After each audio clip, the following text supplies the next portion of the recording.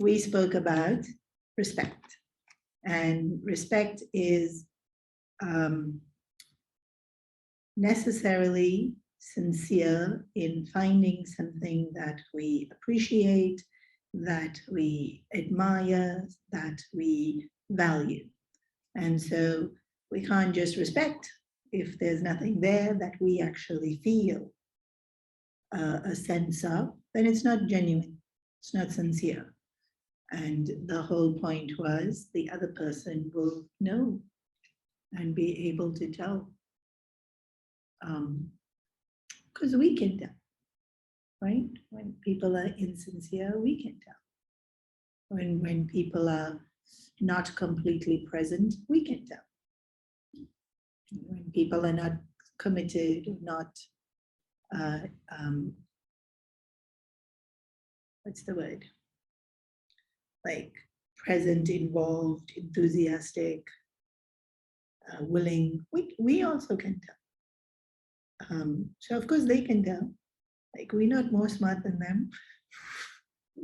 So we have to look for something we can genuinely appreciate. And it just has to be one thing, because that allows us, and then it will grow, but it allows us to be sincere in our connection, in our respect, in our appreciation. And then I don't think we actually spoke about it last week, but this chapter, Gurudev points out the layers of the personality, and we tend to connect wherever we are. We value and wherever we are in our journey or in our mindset, in our attitude. So, very simply, people who are athletic will connect, and if they really value that, enjoy that, then they connect on that. Right. So it's just natural. We tend to connect on things that wherever we at, that's what we connect. So if in a relationship, if we just in the beginning of the relationship and everything, so yay, then we tend to meet other people who are also feeling life is amazing. And then it's like, see, everybody thinks that because we are meeting the ones that, if you're in this point in your relationship where it's like, oh, then you tend to meet people who feel also that their relationships are, so we tend to attract and we tend to bond with people wherever we are identified, and that's the word.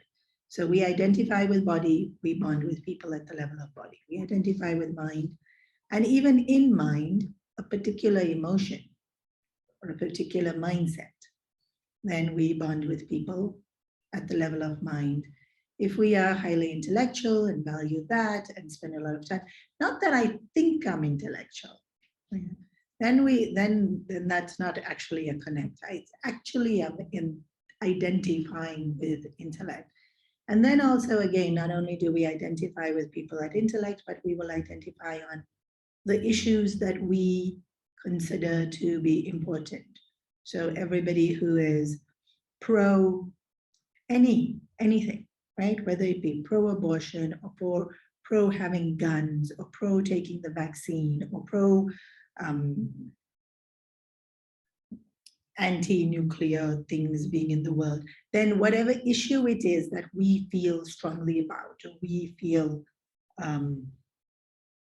is important, then we connect with people on that. So it's not just that we connect with other people at the intellectual level. We will still gravitate towards other people that have similar vasanas as us, right? Tendencies, aptitude, outlook, perspective, values. And so here, then we are it's a slice of the population that's going to be in the same place as me. If I'm highly identified with body, then I'm connecting with other people at the level of body, and then I'm not connecting with this whole bunch of people. And this is where this feeling of respect comes in. So maybe it's not, I'm not there.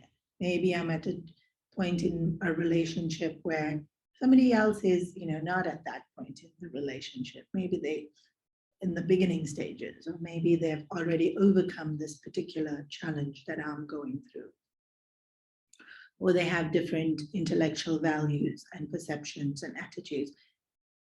That's when respect is really a doing.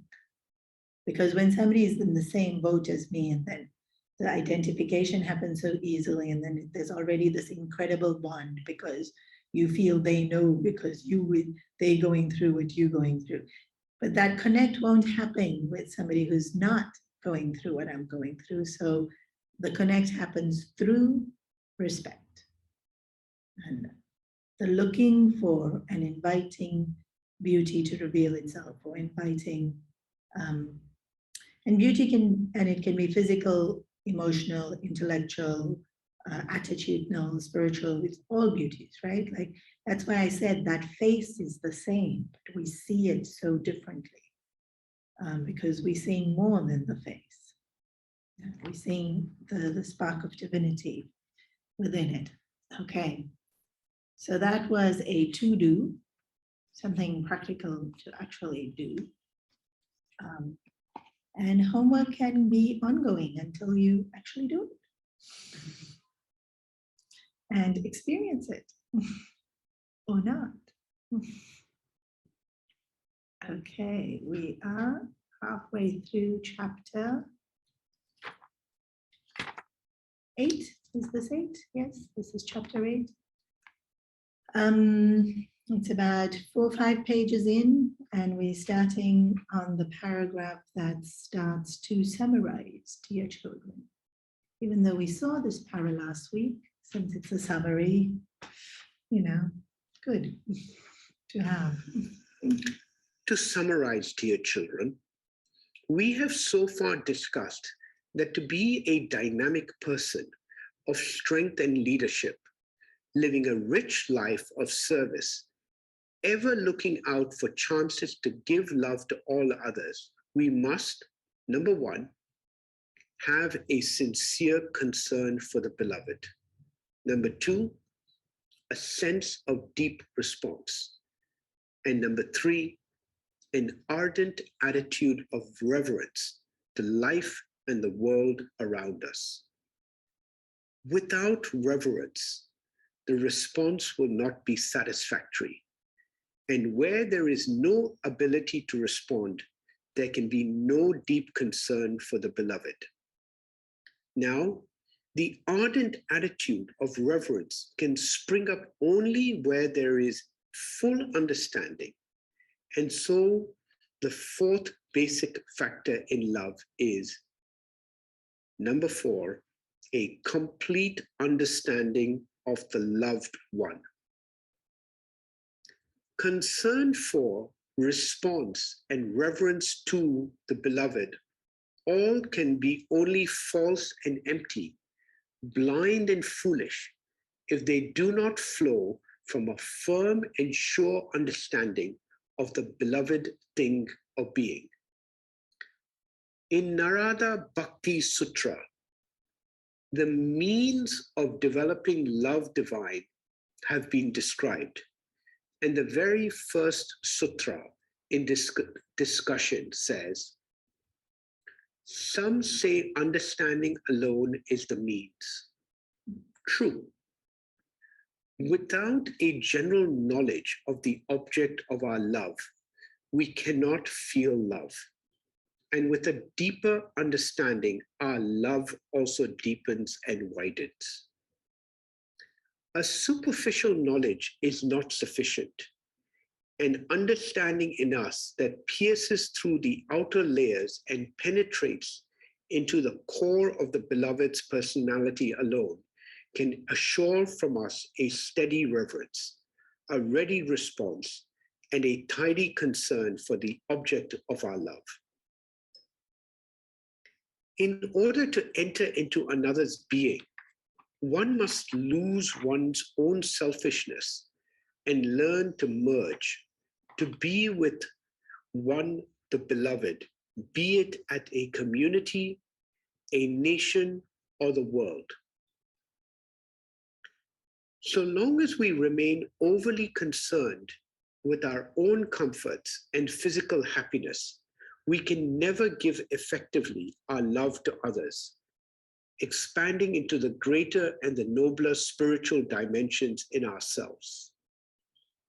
In this inner expansion alone can the blistering sense of separateness end and its suffocating sorrows, fears, and anxieties finally depart from our bosom. This understanding came to us only through the words of the rishis and by consistently applying our present abilities to love others. The analytical methods of modern psychology and physiology are not efficient enough to reach the depths. This is the instinctive method of a crude childhood. A child will crush a flower, will smash a toy, will tear a thing in its natural attempt to understand the objects in front of it. It will pluck the hairs, pull the ears of a cat or a dog. It will bite, lick, throw, beat, scratch, kick, etc., in order to gain a knowledge of the world around it. These crude methods on a larger scale constitute our scientific parts of analysis, including vivisection. This is incompetent in unraveling the mystery of man's personality. To plumb the depths, love alone is the means. At the levels of the body or mind or intellect, we understand each other, and our understanding provides us only with the information regarding the physical, mental, and intellectual contents in others. Even here, they are vague, uncertain, and largely erroneous. From the self alone, all is known in all its entirety, and only thereafter, and with reference to it, can we correctly perceive the relative positions of all other factors of personality in man. This hunger to know ourselves and others was ever with man, and the Delphic motto declared it, "Know thyself." Until we discover this spiritual center in ourselves, the God in us, we will be confused, miserable, unsatisfied, and disturbed, an enigma to ourselves and to others. Love alone is the path. It alone has the necessary power to reach the required depth to rediscover the real essence in us and others around us, the one infinite self. See, children, how intimately connected our religion and our happiness in life, our communal and national living, why even world peace and prosperity. Without mutual love, we can make a hell of this world. With true love, world can be a heaven.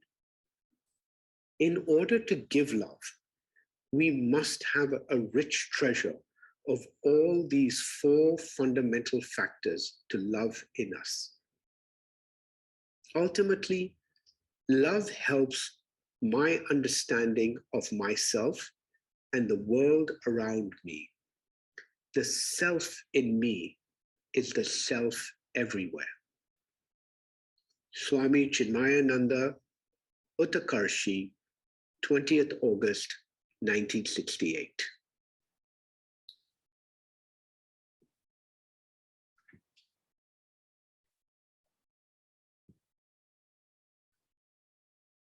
So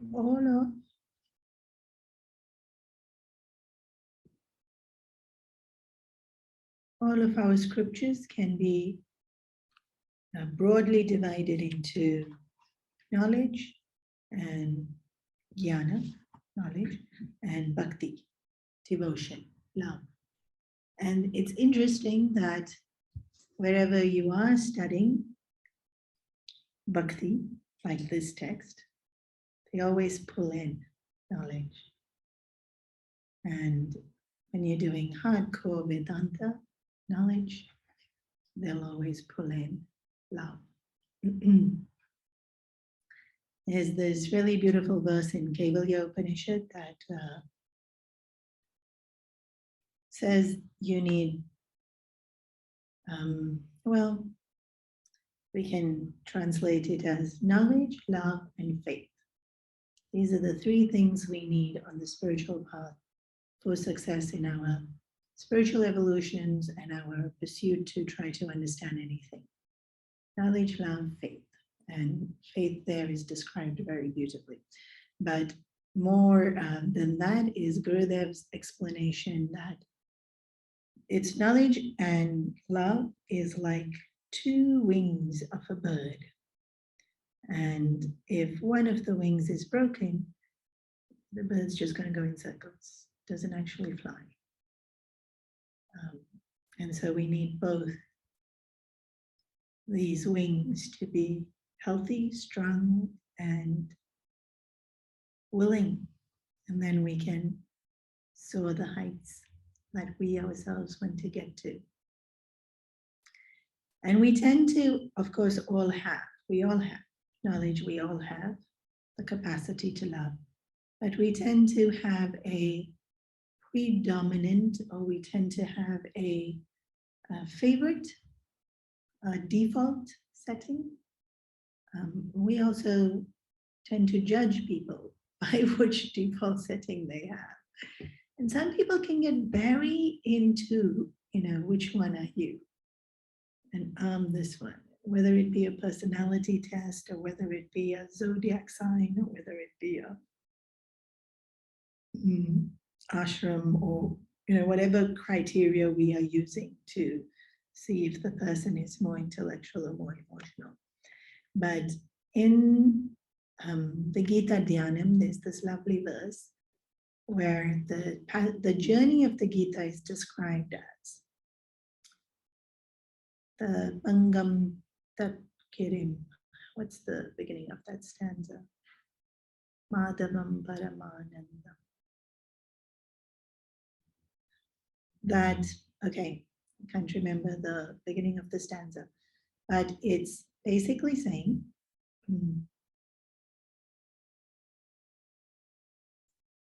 this journey of the spiritual path, when we have faith in Krishna, for the Gita in specific, that can make a lame man walk. Pangam langayate kirim is lame is sometimes one leg is shorter than the other, and so the person has this little bit of a rhythm when they walk to compensate for the difference in the height in their legs. And so this person, a giri is mountain, can climb the whole mountain. So somebody who has a slight, is it socially acceptable to say handicap? I don't know what's socially acceptable anymore. Disadvantage can also be able to accomplish great things. So climb a mountain for them would be challenging and they can do it easily.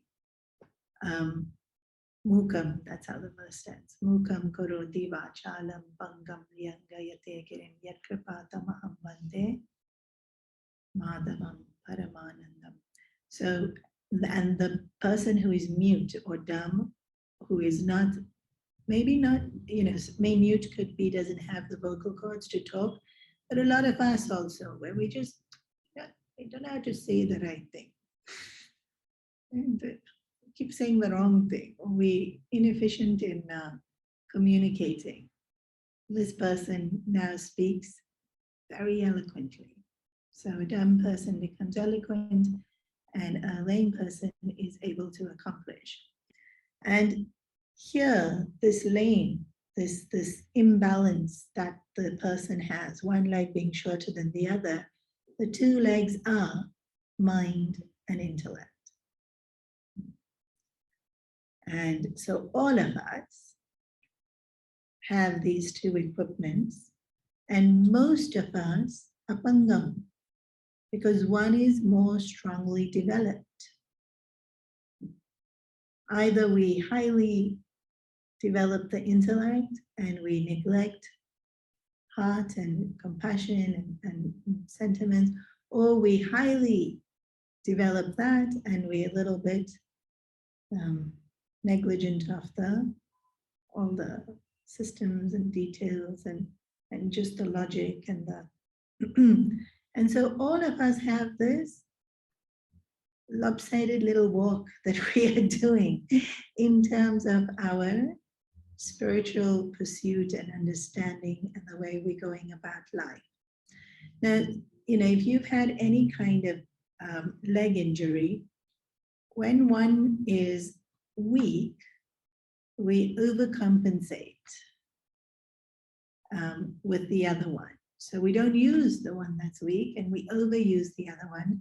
And so the one that's strong just keeps getting stronger, and the one that's weak doesn't get strong. And so a lot of physio and therapy and all of that will be to strengthen the one that's not strong. And that's how healing takes place. But we don't see ourselves as having these two equipments and them being unbalanced. And so often we just keep strengthening the one that's already strong. And it's easy, right? Like we've kind of developed this rep. I'm the one that people go to when, whichever one it is, right? If I'm more emotionally developed, then I'm the one people go to when they want to chat or they want to have a heart-to-heart, or when they want, or I'm the one they go to when they need something intellectual, logic, reason. And so we create a persona, and then that also almost pressure that we increase that part of ourselves to maintain that this is me. I'm all about head. Well, this is me. I'm all about heart. So one, by default, just naturally, even though it's not the healthiest thing to do, we lean on the one that's healthier. And then second, we create a persona, and then people kind of look to us for the one that we are predominant in. And so that's the one that just keeps getting built. And we remain this, doing this little bit of a lopsided stride through life's journey. And so this is why we find, and it's all the scriptures. There's always head and there's always heart, and this is balance. Balance is developing both equally and being able to use either with as much efficiency. And that's quite an ask. And that's life, right? This is not a one-day seminar. This is life, right? And balance is this. Very often we think of balance, work-life. But balance is this. Balance in terms of spirituality is the ability to have both healthy intellect and mind, and to have that, if you do any kind of balance pose in yoga, you'll know that you just keep moving. And so you have to keep adjusting. And so, of course, we haven't flown like birds do, but you could imagine the wind is more on one side, and so you need to be able to press down with this when then you have to. And so there's constant adjustments. And so mind and intellect are these two equipment which are both brilliant and which are both incredibly important and amazingly efficient. And it's this fine tuning of when we apply which one and how we apply which one. And so the fourth quality in loving is knowing. And it's incredibly important. To know is so crucial, because if we've misunderstood, we're bound to say things that are not going to have an impact, or do things that are going to not have an impact, or worse, have a contrary impact to what we wanted. So I remember I was working with someone who was significantly older to me. I was much younger those days. And I felt, to give respect and to love, I should not give them work. You know, I'm the younger one, I should do the work. And so I every time should say, I'll do da da da da. I'll say, no, no, no, it's okay, I can do it. And this went on for a few months, and she was so angry and so upset and so incredibly touchy and temperamental every single time we met. And I kept thinking, you know, I'm trying so hard, I'm doing everything, I'm not even letting her do anything. And, you know, and every time I said, no, I'll do it, what she understood is I didn't want her around. And so I didn't want her to do it because I didn't want her around. And that's not even what I was thinking. Yeah? I was thinking, and she'd come up with this list of things to do, and I'd be amazed at how is she constantly thinking of all these things to do. Okay, I'm getting to it. But that's not what she was doing. She was trying to find something that I would let her do. It can go so wrong. With both people having the best of intention, it can go so wrong because we don't quite understand. Yeah.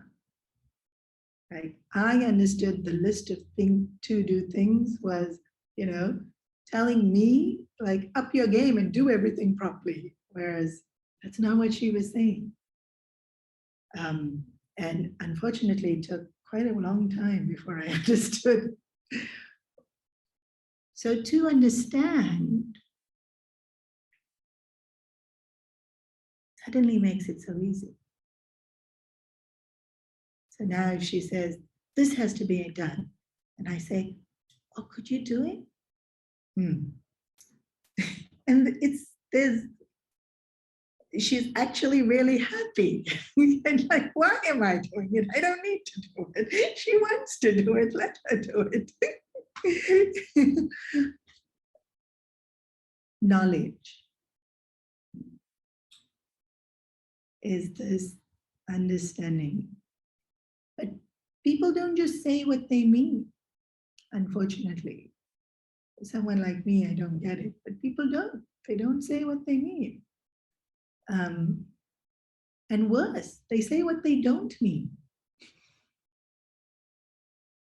And in their head, they concoct all these, if they say this, they mean this. And you don't get to see their rules of if this means this, and this means this, and this means this. Guesswork. Knowledge. Knowledge to know their rules. What means what. And then we're talking the same language. Because otherwise, we're not talking the same language. Because it's not following the formula they have in their head. So does love mean sitting and figuring out everyone's formulas? Yeah. And caring enough to, especially if that person is somebody close and near and dear, then and the first thing in knowledge is always, and you've heard this a gazillion times, you have to empty your cup. You know, you've heard the analogy, right? If your cup is full, nothing's going to fit in, so you have to empty the cup. The analogy has been made super famous by, what's his name? What's his name? Yeah, no, not Jay Shetty. He came recently. Kanchan, the one you're reading. Robin Sharma. He made it super, super famous. Of course, it existed way before he existed, but he really popularized it. Empty your cup. So we don't know our cup is full. Knowledge starts with understanding that my cup is full. How is my cup full? Because I also have equations. If somebody says this, it means this. If somebody does this, it means this. If somebody is this way, I can love them. If somebody is that way, I don't love them. These are my people, those are not my people. We also have all these formulas in our head. Somebody doesn't smile, they, snobbish. Written off already. Somebody smiled, but it was too much. Why they smiled so much? They're too needy. No need, don't want them in my life. Out. We also have all these formulas in our heads. Our cup is so full. Yeah. And this is me now, thus you have to take me for what I am. What's that? Am I taking everyone else for who they are? No, I'm demanding changes and wanting changes, and then, but no, when it comes to me, either you love me this way or you don't love me, you decide. So our cup is full. So knowledge starts with me understanding what's in my cup. What are the assumptions I've already made? What are the values that I have based these assumptions on? What are experiences that I can attribute to them? Sometimes I made some decision when I was 3 years old and it's still ruling my life. And really, I made that decision when I was 3 years old. Like something simple like, I don't like carrots. I remember one kid. I made the decision when I was 3 years old. It still holds true. How does it still hold true? I've changed so much. Possibly carrots have changed so much. Possibly, right? If it's another person or a situation or a country or something, that other object would have changed. We need to reevaluate the decision. If we make a decision last year, next year I'll travel, we have to reevaluate this year. So then all decisions need to be revisited. Maybe they hold true, maybe they don't. So what am I? Knowledge. First, knowledge starts with, as all things in spirituality, me. Everything always starts with me. If I'm looking for happiness, start with me. If I'm looking for love, start with me. If I'm looking for knowledge, start with me. So first, we have to start understanding ourselves, which is that Delphic motto, which was written on a Greek temple. Know thyself. Very, very well known in anyone who has studied any kind of Western philosophy, and also very, very well known because it's in the Matrix movie. It's true. Oracle tells Neo to know himself.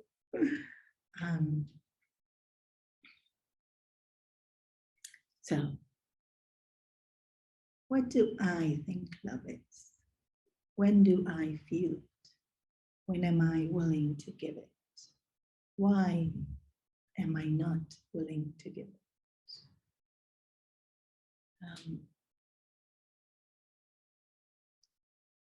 And then after I have understood what is filling my cup, I can choose what to empty and what to keep. So it's not empty. Empty your cup. It's not so blanket. There's no such clear-cut, hard, fast. I may choose to, this is something I'm not, non-negotiable. Certain things are negotiable, certain things are non-negotiable. And then the more we start to understand ourselves, the more we'll see how we come across to other people.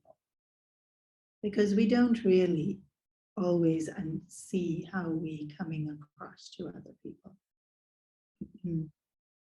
Again, it was in a movie, and I don't need to remember the movie or any other detail, but there was this father-child relationship, and the father would take the kid up and do this aeroplane, and that was their thing. You know, that every time the father saw the kid, hey, buddy, and then we do this aeroplane little ritual dance. Yeah, normal kid, father, child kind of interaction, affection.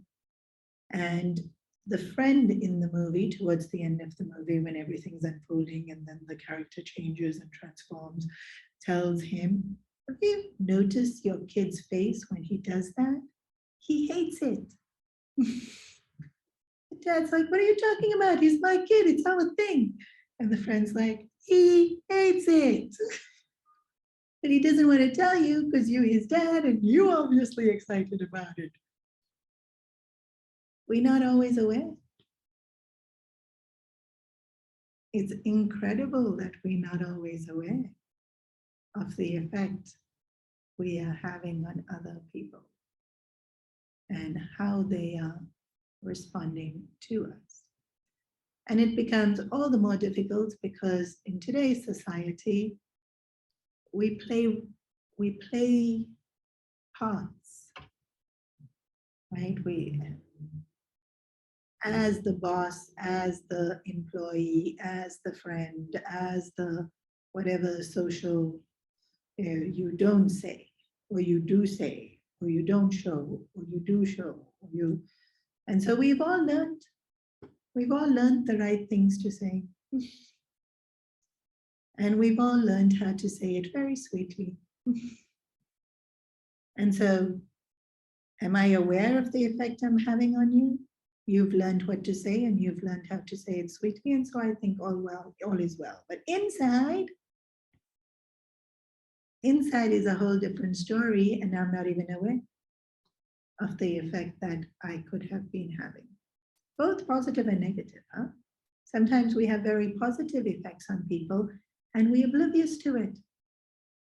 So many times people with low self-esteem, they're like, I'm not good at this and nobody likes me. And I'm like, are you kidding? People love you in the class. No, nobody likes that. They smile every time you say something. Nobody smiles at what I say. I'm like, are you not looking? So it's not that we're oblivious of only our negativity. We can very, very often be oblivious of even things we're doing right. And then we underestimate that skill or talent or gift that we have, and we don't use it abundantly because we don't even know it's working. And then, yes, of course, we can have very negative effects and be oblivious. And once again, continue doing it, even though it's not effective. And so friend told dad that your child doesn't like this airplane thing that you do with him. Next time dad meets son, he says, hey, buddy, and he picks him up and he looks at the kid's face. And there's no smile. And he says, what do you want to do? Let's make something that becomes our thing that you really like to do. And then they both enjoy it. Of course, easy with a 4-year-old kid.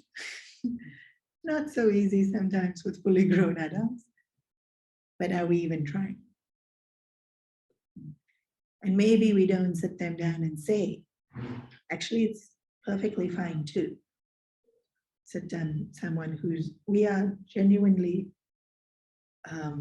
care deeply for and just say whatever it is we want to say. But even if that's not culturally appropriate or not done in your household or whatever, to pay attention.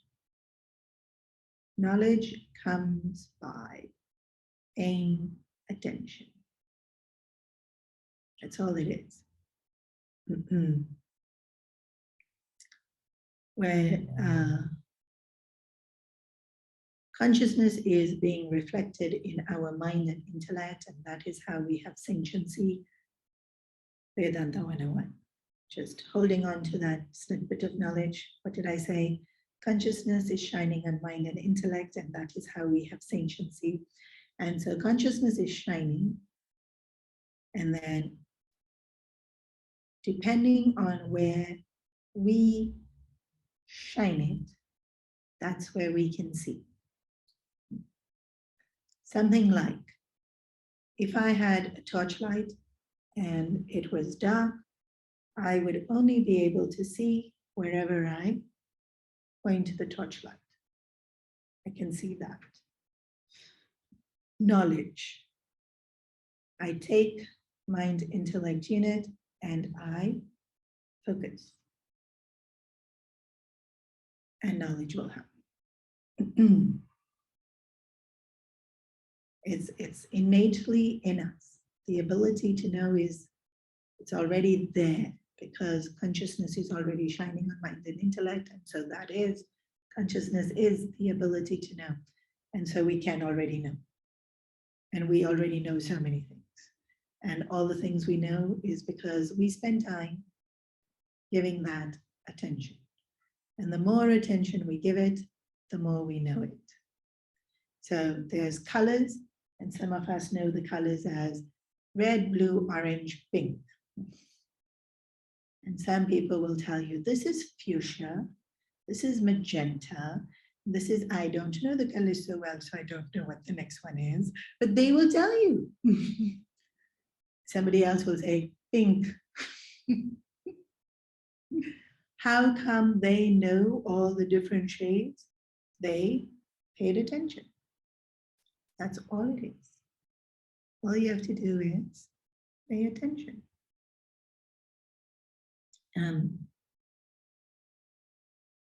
So, know myself. Pay attention. What I'm thinking, what I'm feeling, what I'm doing.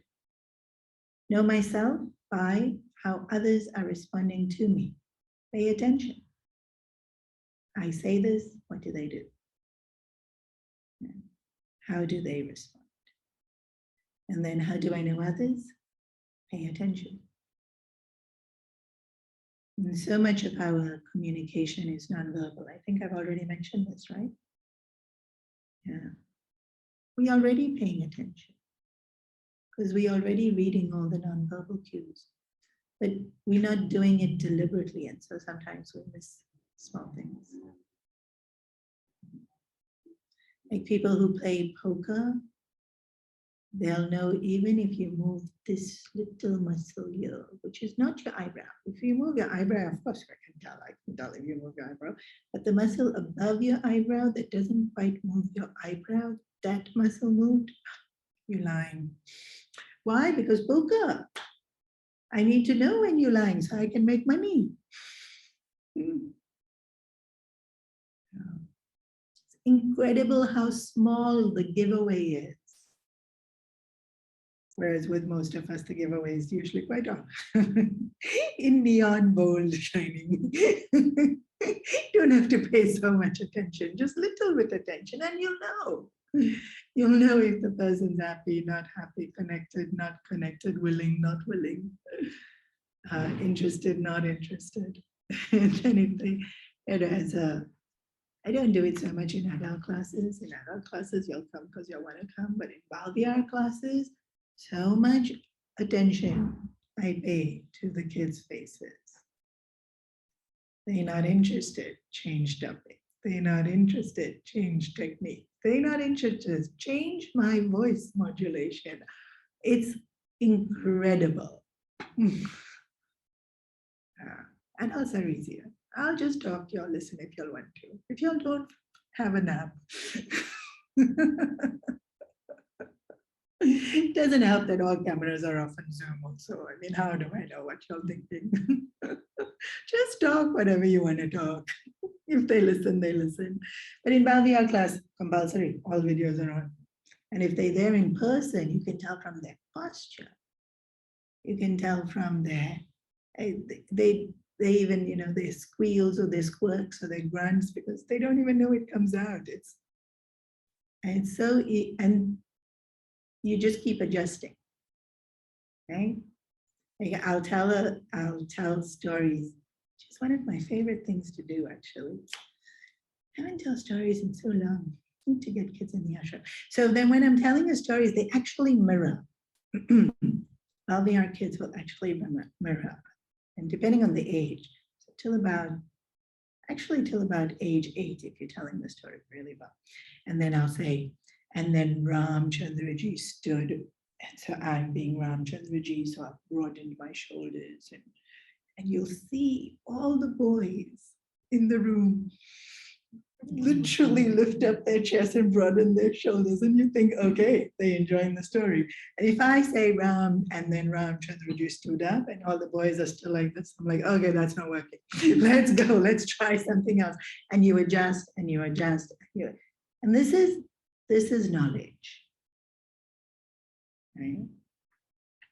You do, you watch, you adjust. Whether it be in communication, whether it be with something like cooking, you put, you taste, put, you taste, adjust until you get it.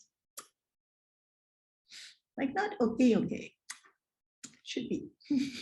Should smack your lips with the, this is good now. This is what we want for us, right? This is what we want in life. We want the relationship to be, this is good now. We want the moment to be, this is good now. And so knowledge is the process of experimenting and adjusting and tuning until we understand. And it's incredibly empowering. But it also makes us so much more effective. The definition of karma yoga by Krishna in the Gita is karma sukoshalam, which basically means be efficient and effective. Who would have thought? What is spirituality? Being efficient. That's not something you'd think, right? You think, what is spirituality? Compassionate Buddha meditating. No. It's in the Gita, you can check, chapter 2, verse 40 something. Karma sukoshalam. Efficiency. Yoga is efficiency. And how will we become efficient? Only knowledge. Knowledge and practice. We have to practice also. Knowing is great, but we have to actually be able to do it. Sometimes when on these computers, the kids will show me how to do it. And I'll be like, okay, now I got it. And then the kid goes away and I'm like, I don't got it. Because practice is only when you do it 3-4 times, then I got it. Again, this is a small, simple example, but it made such an impact on me as a little kid. I was trained a lot in the kitchen household tasks by my grandmother who lived with us. And it was the simplest of tasks. I had to, every house will have the small sugar bowl that you take out when the guest comes. She said, fill the sugar bowl. So there I was with my tablespoon. I thought I was being clever, not teaspoon, tablespoon, filling the bowl. And she waited till I was 3/4 done, sniggering the whole time, but I couldn't see her because I was too short and I didn't look up. Then she took the big container that had the sugar, she put her hands in the shape of a funnel and tilted the container, and all the sugar just poured in so beautifully and not one grain spilled. She did this and closed it and just looked at me. So easy, so efficient, so quick. She knew how. I did not. So my way took very long and made mess. Her way was very quick and made no mess. Of course, I was 6, give me a break. But the point is efficient. When we know, we become efficient. We become efficient in our communication. We become efficient in the relationship. We become efficient in being able to solve the problem, because problems are going to happen. You cannot have a relationship without something coming up. Something will always come up. It's just life.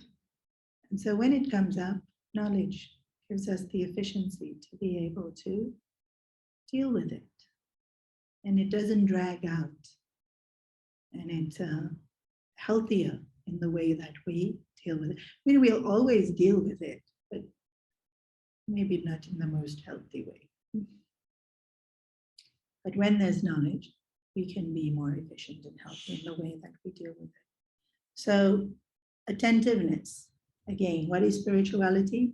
Efficiency. What is spirituality? Attentiveness. We pay attention. And so it's getting to know the person, but it's also getting to know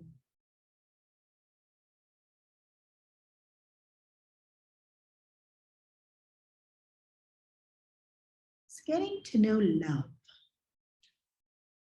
more than getting to know the person. So there's the person's personality, and there's love, which is the very divinity in each one of us. And then we love through our personalities.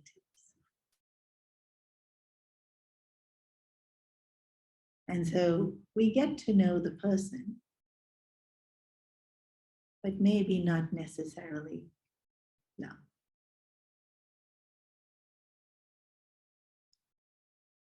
Does that make sense? No?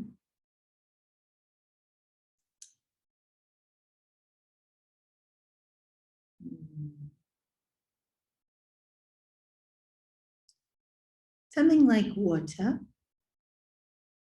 we'll recognize it. Because we know what water is, if I see ice cubes or even an ice ring, water. I see clouds, water. I see a drink, and it's got mint and this thing and that thing and so many things inside, but it's water. Flavored, but water. I see drool, water. Yeah. How come I know it's water? Because I know what water is, and I can recognize it, even though it's quite different. Cloud is quite different from ice cube, which is quite different to drool, quite different. But it's water. So there's love, which is our essence and our truth. And then there's personalities, each one of us. And then the love comes through that personality. And I experience it as whatever, warm, tingling, or fun, or nurtured, or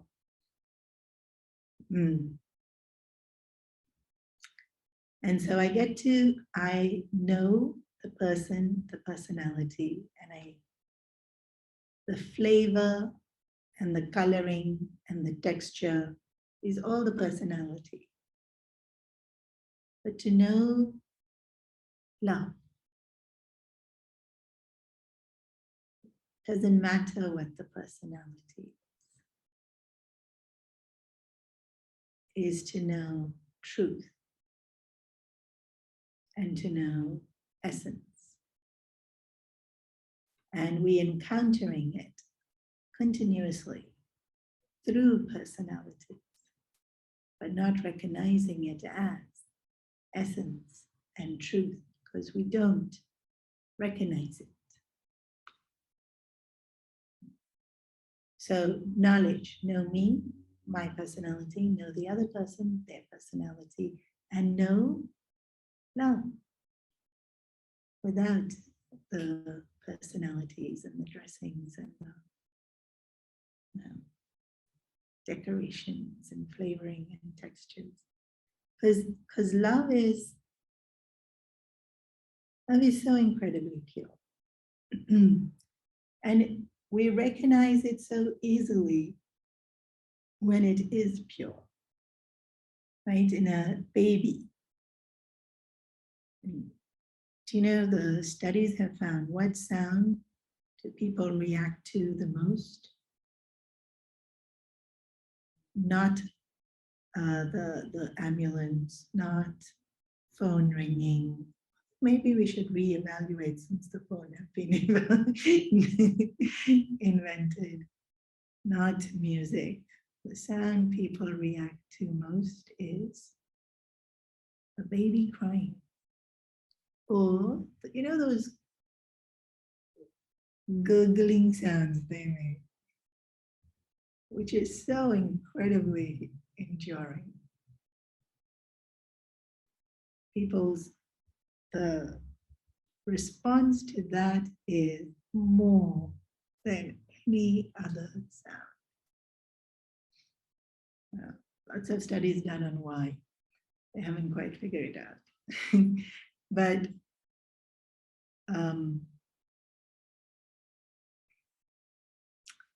it's their complete purity. When a baby smiles, there's no agenda. They want nothing from you.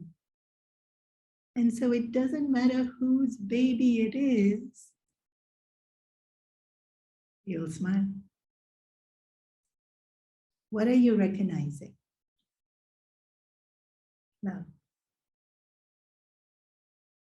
What are you responding to? Love. And that baby doesn't have personality yet.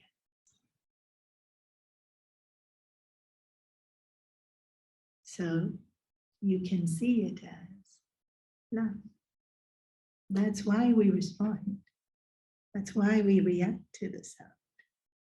Because it's so pure. And then there's other things. There's other few other things in the world. Maybe not always pure, but we see acts of kindness and it touches our heart, and it will touch our heart because it's pure. And what are we recognizing? And what are we reacting to? Love. Not personality, not knowledge, just the essence of what love is.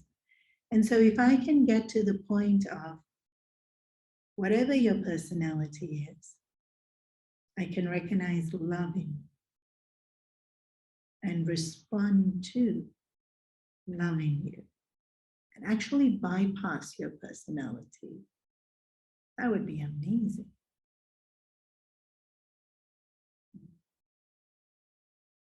That's the spiritual journey. When we say love everyone, that's what it means.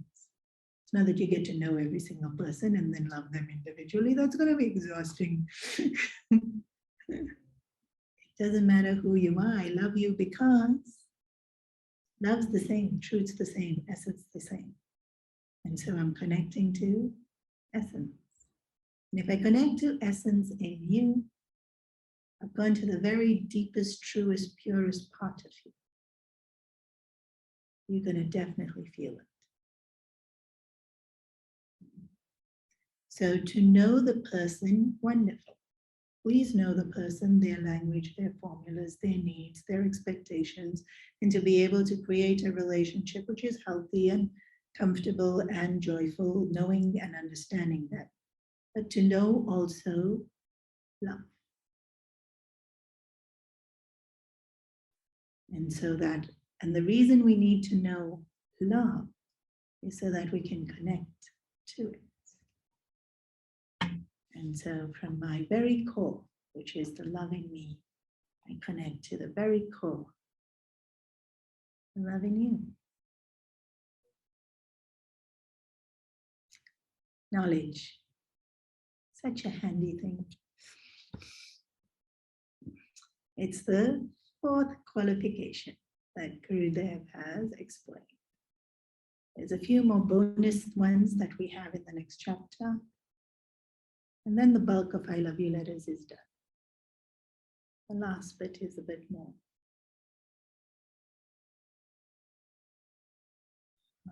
theory. Okay, any questions? I think the idea of loving is very hard, Yes, of course it's hard. Anything worthwhile in life is hard. but recognizing the love in another person also is not easy or necessary. So It's not- okay to respect someone, like somebody, as long as they don't do bad about it, and love them. Taking it so far. Yeah, loving everyone is taking it very far. I think your understanding of love might be different to how I'm using it. Love is respecting. Love is having value for a appreciation of and if needed, a giving of myself to that person. And we already do it. Even though it sounds hard, we actually all already do it.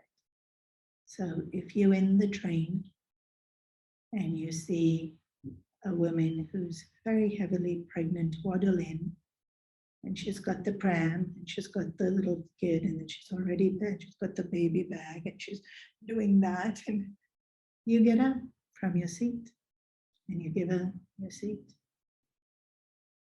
That's love. What about the person who pushes you back your own way? How do you love that kind of person? Well, I've been in a hurry.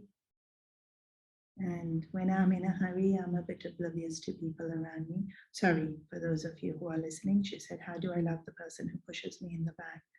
Because they're in a hurry. Sometimes I'm not always very considerate when I'm in a hurry because I'm so involved in my head. And so they've pushed me and I'll get out of their way. And I think, I hope your day improves.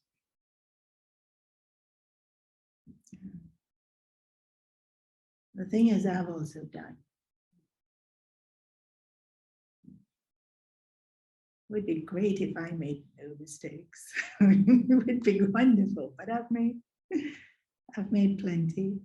And very often the person who pushes us because they're in a hurry is not intending to push us. They're just so in their own head that they're oblivious that I even exist. But I know you exist now because you pushed me, so hello. And I've been there. Love isn't a full-fledged, I hug you, I care for you, I do whatever you want me to do. It's a harmonious living with other beings.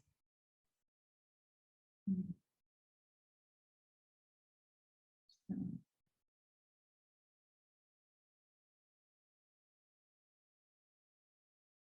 And like I said, when I love the other person, when I love everyone, I'm not loving the personality.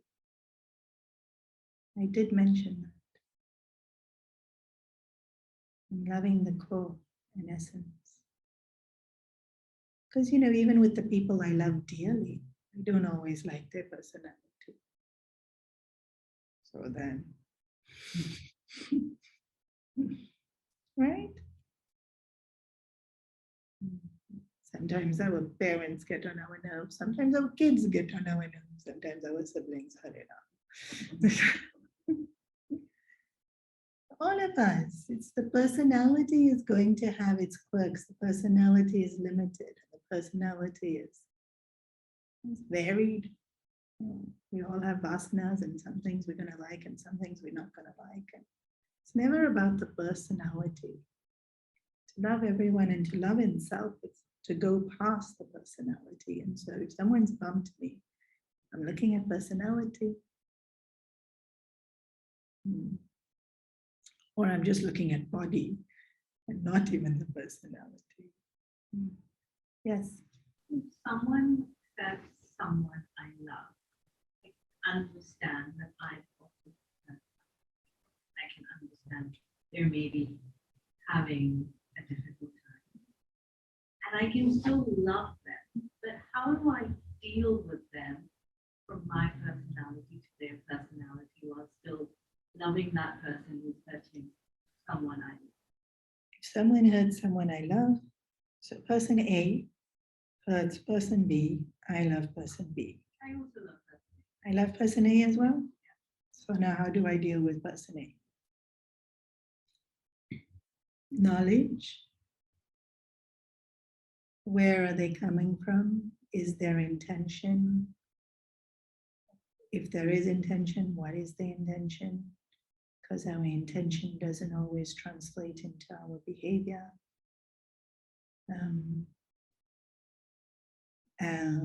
Then respect their prerogative, their opinion, their journey. This is one of the harder things to do in relationships. There is this incredible thing in the Christian tradition. Is it called a lady placement? Lade? Do you remember John made us walk it when we went to the monastery? So it's round, and you start in the beginning, and it's a maze, and you have to get to the center. L, it starts with L. Labyrinth. No. So in their teachings, they use this as a teaching tool to show. So it's a circle, and you're walking. And we all know we're walking to the center. Everyone has to start outside and walk to the center. But it appears that I am walking this way, and somebody else who has started earlier is deeper in the circle, and they're walking as though in the opposite direction from me. So it appears like we're walking in opposite directions, but actually we're going to the same place. And so to understand they are at whatever point they are in at their journey. This is from a spiritual point of view, right? This acceptance that everyone is where they are at their point in their journey, doing what they need to, feeling what they need to at their point in their journey. But practically in Vyavaharic sense, Vyavaharic means transactional living, I will do as per dharma what is correct.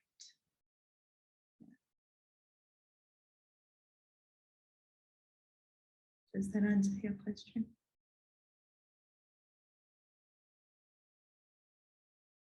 Yeah. Dharma, not what I think is correct. As per dharma, what is correct, not what I think is correct. Very, very different. Yeah. Yeah.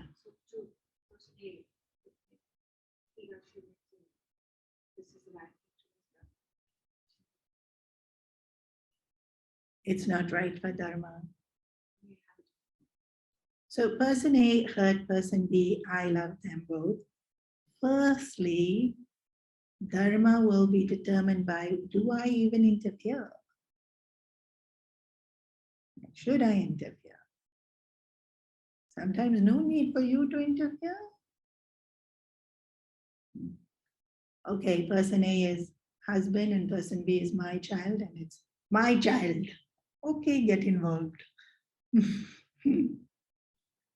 Person A is mom and person B is sibling, and they having a fight. Do you need to get involved? Yes, you need to get involved. Then get. That's where you are at your journey. Enjoy. We don't always need to get involved. No, you say dharma. It's so hard. So hard to know what's the right thing to do, whether it's to not interfere or to help. Because both are right. helping two people is right, but that's interfering in their thing and they need to resolve it. That's why Dharma is explained through Mahabharata, Bhagavatam, and Ramayana. They are long, long stories with lots of scenarios explaining different variables in each scenario, what you should do. Ask me vague question, should I help or shouldn't I help? I don't know. Who are these people? How old are they? Where do they live? What's their history?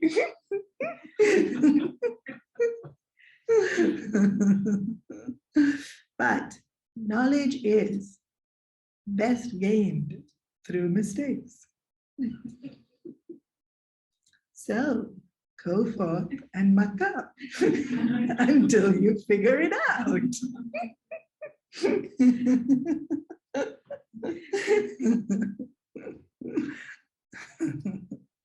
I'm good with loving everybody. You'll just love everybody.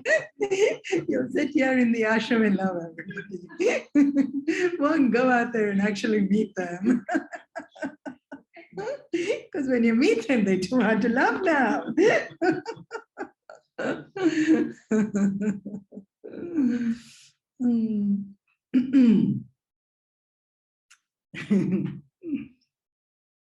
Yeah, Dharma Shastra is a very full science.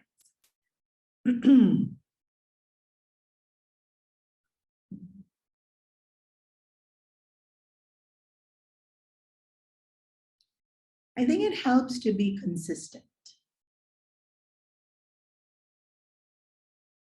What do I mean by that? Whether I'm helping or not helping, interfering or not interfering. It does help that I'm consistent because then people know where they stand with me.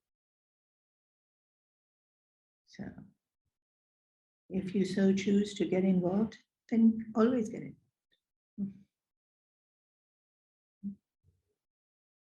And if you choose not to, then I think that consistency is important. Of course, trial and error, and we play around, but for us to find that what we are at peace with, and then be consistent with it. Might take a while to find it, but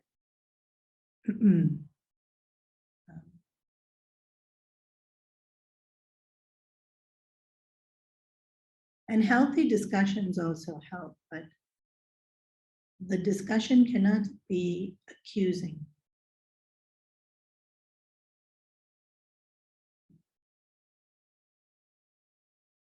It can be a question to try and understand better. So very often when we have discussions, we offer our opinion. But what I'm saying is, instead of saying here,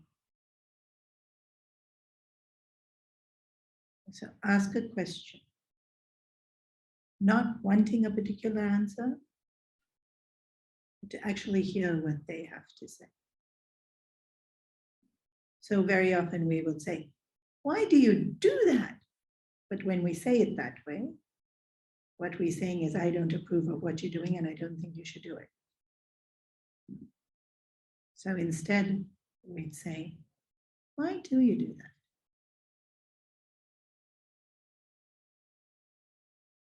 And that gives us knowledge, which will give us more clarity on how to respond.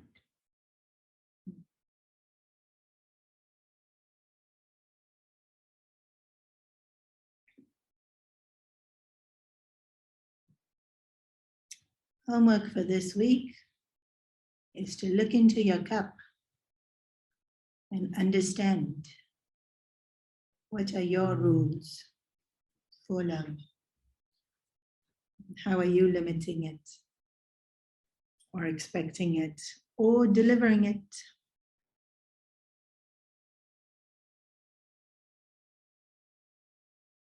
Oh.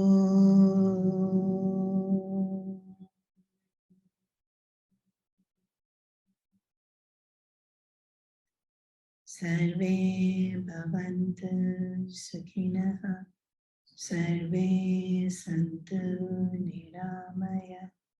Sarve Bhadrani Pashyantu Ma Kaschit Dukhabhag Bhavet Asato Ma Satkamaya Tamaso Ma Jyotirgamaya Mrityorma Mritam Gamaya Om Purnamada Purnamida Purnam Purnamudachyate Purnasya Purnamadaya Purnameva Vashishyate Om Shanti Shanti Shanti